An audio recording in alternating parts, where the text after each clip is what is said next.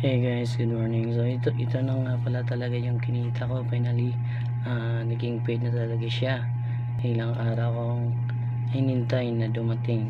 At saka ngayon talagang araw na to is napakaswerte kasi naging paid na talaga siya. Kahapon nakala ko darating kahapon kasi October 23 yung yung estimated date na magiging paid siya. So ngayong araw lang talaga siya naging paid. So kaninang umaga ay finally guys, may violation nga pala ako. Restricted yung earning natin. Akala ko hindi ko to mapipay out kasi restricted tayo.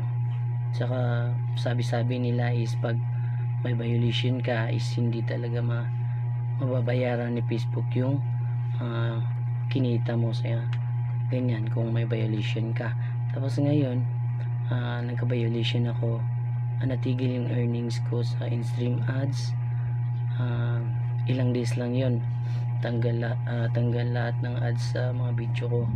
Hanggang ngayon hindi ko pa maayos, hindi pa siya naging ayos kahit dinilit ko na yung mga video na unoriginal content. Pero nag-message na din ako or nag-request na din ako. Pero so ngayon guys, salamat nga pala dito guys, may magagamit na talaga ako. Thank you.